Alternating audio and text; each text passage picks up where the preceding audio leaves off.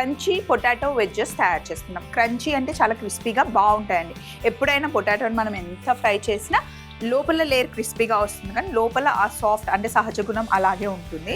So కావాల్సిన పదార్థాలు ఏంటి అంటే మనకి పింక్ కలర్లో ఉండే పొటాటోస్ కావాలి. ఇవి ఎక్స్పెషల్లీగా చిప్స్ చేయడం కోసం అన్నమాట. చిప్స్ అయినా వెజ్జెస్ అయినా వీటితో చేస్తే పర్ఫెక్ట్గా అంటే ఫ్రై అయిన తర్వాత కూడా నల్లగా అవ్వవు. వీటిని లో స్టార్చ్ పొటాటోస్ అంటారు, అలాగే చిప్స్ పొటాటోస్ అని కూడా అనొచ్చు అనమాట. Thyme, cornflour, maida, potato starch, red chilli flakes, onion, garlic, ginger, dry powder అన్నమాట, నువ్వులు, మిరియాలు, ధనియాలు. అలాగే మనం సాస్ కూడా చేసుకుంటున్నాం. దానికోసం red chilli paste, tomato ketchup, sugar, నిమ్మరసం, వెనిగర్ మనకు కావాలి. సో వీటితో మనకి లాస్ట్లో పని ఉంది, ఇప్పుడు పని లేదు.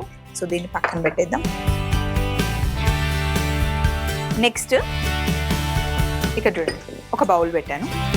ఇందులో కార్న్ఫ్లవర్ 1 స్పూన్ వేసాను, మైదా ఒక 2 టేబుల్ స్పూన్లు, పొటాటో స్టార్చ్ అని మనకి దొరుకుతుంది. కార్న్ఫ్లవర్ ఎలాగో పొటాటో స్టార్చ్ కొంచెం ఎక్స్పెన్సివ్ ఉంటుంది పొటాటో స్టార్చ్. అలాగే టైం.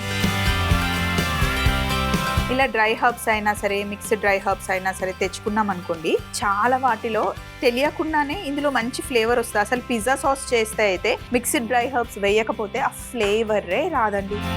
అలాగే red chilli flakes, onion powder, garlic powder and ginger powder. ఇందులో కొద్దిగా కొత్తిమీర,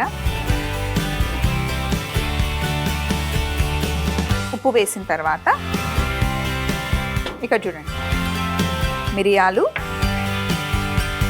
ధనియాలు, ఈ రెండింటిని కాస్త క్రష్ చేసుకోవాలి.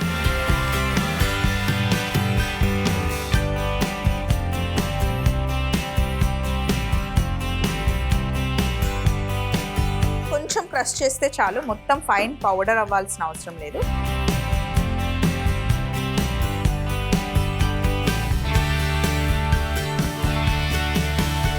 ఇప్పుడు దీన్ని మనం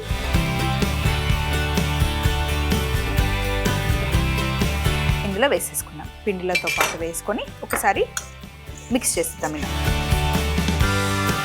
సో దీన్ని కాసేపు పక్కన పెట్టేసి పొటాటోస్ని కట్ చేసుకుందాం. నెక్స్ట్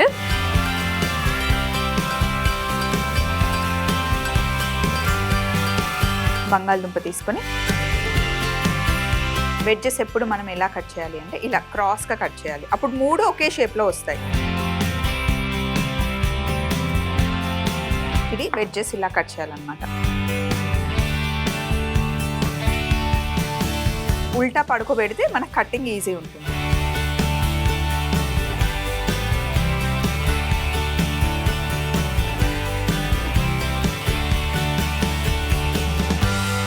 బంగాళదుంపలు అన్నీ కట్ చేసాం కదా, ఇప్పుడు ఈ పిండిలో కొంచెం నీళ్లు వేసి, కావాలంటే మళ్ళీ తర్వాత వాటర్ వేసుకోవచ్చు. ఫస్ట్ థిక్గా చేద్దాం.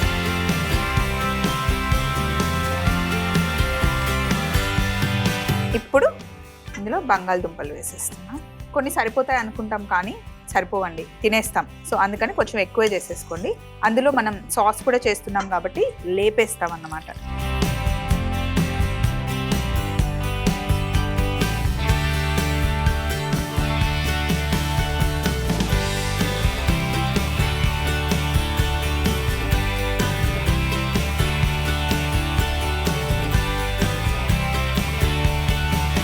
ఇలా లైట్ కోటింగ్ ఉండాలి. నూనె మటుకి సూపర్ హాట్ అయింది.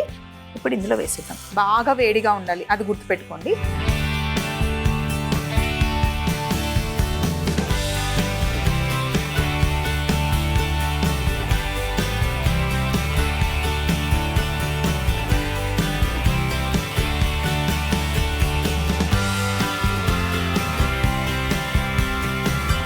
నూనెలో వేసిన తర్వాత సగం ఫ్రై అయ్యాక తీసాక మళ్ళీ ఆయిల్ చాలా వేడెక్కాక డబల్ ఫ్రై చేయాలి. అప్పుడే మనం క్రంచీగా చేయగలం అన్నమాట.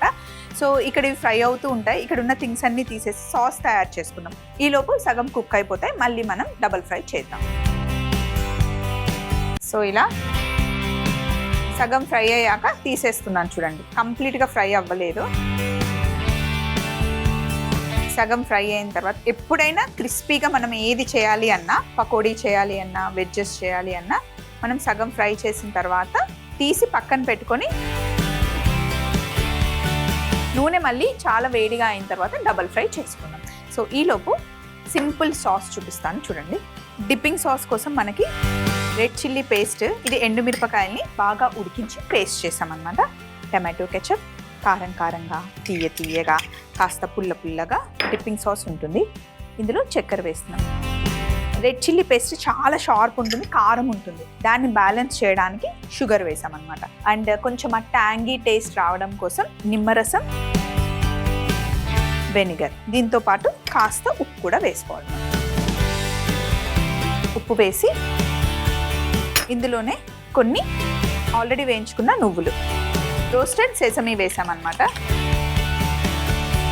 ఇప్పుడు అంతా మిక్స్ చేసేస్తే డిప్పింగ్ సాస్ రెడీ అయిపోతుంది.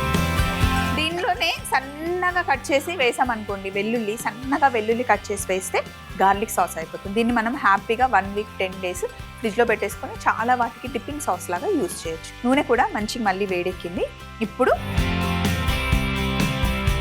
పొటాటో వెజ్జెస్ని డబల్ ఫ్రై చేసుకోవాలన్నమాట. డబల్ ఫ్రైయింగ్ చేస్తే అప్పుడు క్రిస్పీగా అవుతాయి.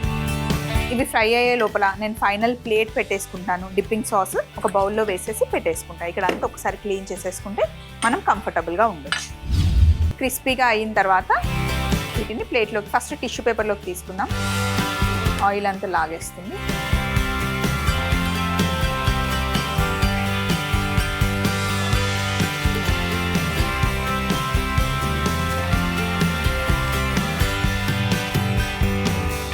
వీటిని ఈ డిప్పింగ్ సాస్తో తింటే అసలు అదిరిపోతుందండి. ఫైనల్ ప్లేట్లో పెట్టేసుకుందాం. డిప్పింగ్ సాస్ వేసేసుకుందాం. డిప్పింగ్ సాస్ అసలు హైలైట్ అండి. తప్పకుండా ట్రై చేయండి. కొంచెం ట్రై చేసినా మీకు తెలిసిపోతుంది టేస్ట్ ఎలా ఉంటుంది అని. దీంట్లో కొంచెం కలర్ బ్రేకింగ్ కోసం పైన కొంచెం కొత్తిమీర పెడతాం.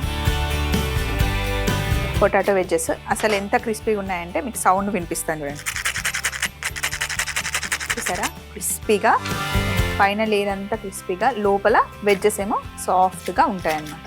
ఫస్ట్ ఒక 2 తిందాం అనుకుంటాం, కానీ 4-5 అలా ఈజీగా వెళ్ళిపోతాయి లోపలికి. సో చీట్ డే ఉన్నప్పుడు ట్రై చేయండి. సండే కొంచెం స్పెషల్గా ఉన్నప్పుడు, లేదా పిల్లలతో హ్యాపీగా టైం స్పెండ్ చేసేటప్పుడు ఇలాంటివి చేసి పెడితే పిల్లలు ఖుష్.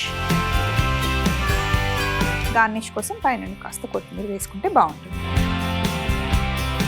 క్రంచీ పొటాటో వెజ్జెస్ తయారీ విధానం. ముందుగా ఒక బౌల్లో 1 టేబుల్ స్పూన్ కార్న్ఫ్లవర్, 2 టేబుల్ స్పూన్ల మైదా పిండి, potato starch, thyme, red chilli flakes, onion powder, garlic powder, ginger powder, కొత్తిమీర, ఉప్పు వేసి క్రష్ చేసుకున్న మిరియాలు, ధనియాలు కూడా వేసి ఒకసారి మిక్స్ చేసి పక్కన పెట్టుకోవాలి. చూపిస్తున్న విధంగా పొటాటో వెజ్జెస్ కట్ చేసుకోవాలి. అలాగే పిండిలో కొద్దిగా నీళ్లు పోసి గట్టిగా తడుపుకొని పొటాటో వెజ్జెస్ వేసి కాస్త నీళ్లు చల్లుకుంటూ పొటాటోస్ కి కోట్ చేసుకోవాలి. తర్వాత వేడిగా ఉన్న నూనెలో వేసి మంచి క్రిస్పీగా వచ్చేంత వరకు ఫ్రై చేసుకోవాలి. ఈలోపు ఒక బౌల్ తీసుకొని red chilli paste, tomato ketchup, sugar, నిమ్మరసం, వెనిగర్, ఉప్పు వేసి వేయించుకున్న నువ్వులు బాగా కలుపుకుంటే చిల్లీ డిప్పింగ్ సాస్ రెడీ అవుతుంది. మనం ఫ్రై చేసుకున్న పొటాటో వెజ్జెస్ తో పాటు చిల్లీ డిప్పింగ్ సాస్ అద్దిరిపోతుంది. చాలా సింపుల్ గా క్రంచీ పొటాటో వెజ్జెస్ రెడీ అయిపోయాయి.